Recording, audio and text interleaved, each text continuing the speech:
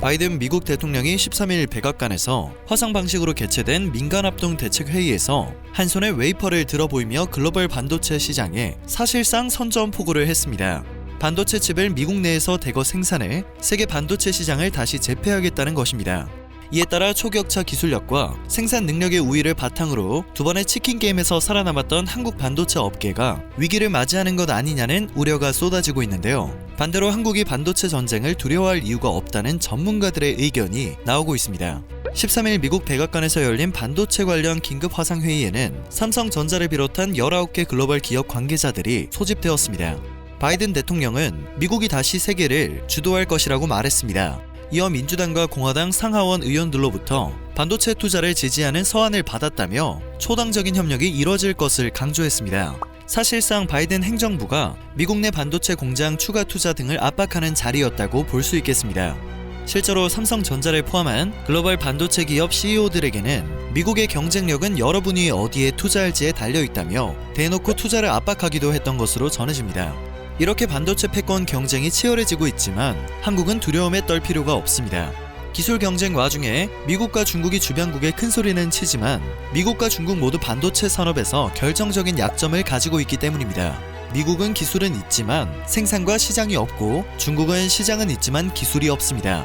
미국 정부는 500억 달러 규모의 반도체 인프라 투자로 미국 내에 19개 반도체 공장을 짓고 현재 12%인 미국의 반도체 생산 점유율을 24%로 끌어올릴 방침입니다. 동시에 극자외선 노광 장비 등 미세 공정을 위한 핵심 장비 수출을 차단시켜 중국의 반도체 굴기를 말려주길 계획인 것입니다. 즉 미국이 알아서 중국의 반도체가 더 이상 성장하지 못하도록 통제하는 시나리오가 펼쳐질 예정입니다. 중국 외교부는 미국의 첨단 기술 및 장비 수출 봉쇄에 대해 그냥 모기에 물렸을 뿐이라며 허풍을 떨었었는데요. 백악관에서 전 세계 주요 반도체 회사들을 소집해 반도체 공급망의 재편을 통해 중국을 기술 봉쇄하려는 것에 대한 두려움과 공포를 모두 숨기지는 못하고 있습니다. 중국은 세계의 공장인 만큼 세계의 반도체 시장에서 엄청난 반도체를 수입합니다. 지난해만 하더라도 세계 시장의 80%에 달하는 금액의 반도체를 수입했습니다. 전 세계 핸드폰과 노트북, 디지털 TV의 60에서 90%를 중국이 생산하고 있기 때문입니다.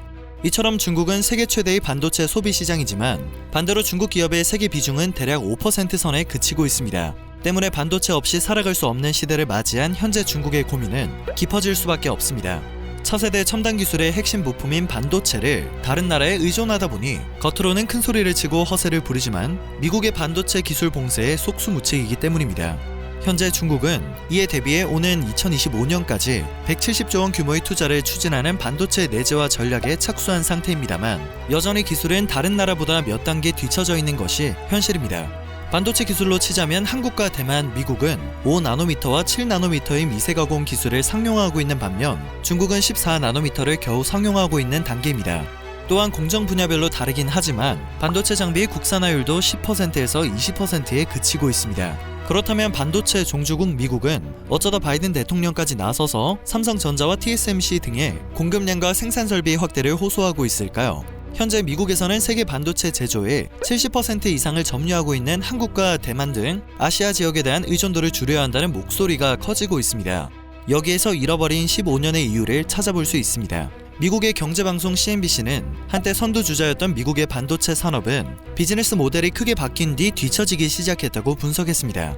인텔처럼 칩 설계와 제조를 모두 하는 종합반도체 기업보다는 제조를 아웃소싱하는 팹리스, 즉 설계 전문 기업 사업 모델이 주류로 자리 잡게 된 것이 원인이라고 분석한 것입니다.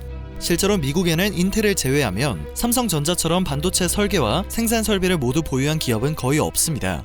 퀄컴과 AMD 등 글로벌 반도체 기업들이 자리 잡고 있긴 하지만 해당 기업들은 칩을 설계만 하고 실질적인 생산은 삼성전자나 TSMC 등이 맡고 있는 실정입니다.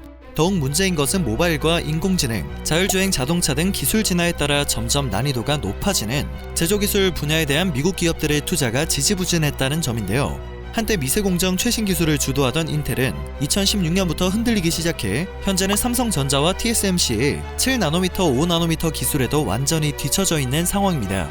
그동안 미국의 반도체 기업들이 팹리스 모델을 택한 건 제조 시설을 직접 보유하는 IDM 방식의 사업보다 투자 대비 수익성이 높기 때문입니다.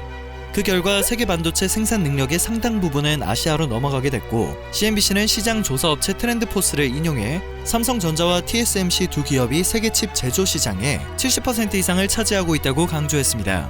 이어 최근에 전 세계적인 칩 공급 부족은 소수의 기업의 칩 생산을 위탁해온 글로벌 공급망에 취약점을 드러낸 것이라고 분석했습니다. 기술은 시장을 이길 수 없습니다. 일본이 반도체와 LCD 분야의 소부장을 무기로 한국에 대들었을 때 한국은 시장을 가지고 있었기 때문에 국산 제품 구매와 국산화로 맞서 일본의 코를 납작하게 만들어준 바 있습니다. 또한 삼성과 하이닉스는 세계 메모리 반도체 시장의 70%를 장악하고 있습니다. CPU 시장에서 독보적인 인텔의 점유율 80%대에 조금 못 미치는 수준입니다. 국내 반도체를 비판하는 쪽에서는 메모리에 너무 집중된 것이 문제라곤 하지만 그 집중과 편중이 한국의 경쟁력이 될 수 있고, 반대로 미국과 중국의 약점이 될 수 있다는 게 전문가들의 의견입니다. 한국의 최종 병기인 독보적인 반도체 기술을 계속 유지하고 발전시키기 위해 반도체 전쟁이나 감정에 휩쓸리지 말고 냉정하게 우리의 이익을 극대화하는 게 중요하다는 것입니다.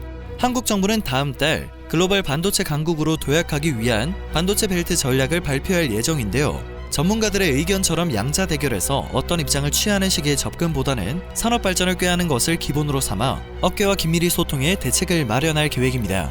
4차 산업혁명의 핵심 기술에서 반도체 없이는 죽도 밥도 안 되는 시대인데다 세계적인 반도체 공급 부족 사태를 계기로 미국과 중국을 비롯한 각국이 반도체 산업 육성 공습에 나섰습니다.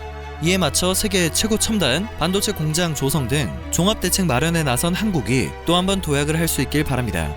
오늘 전해드릴 소식은 여기까지입니다. 영상이 정보가 되셨다면 그것만으로도 감사드립니다. 늘 새롭고 유익한 뉴스를 전하는 로버튜브 되겠습니다.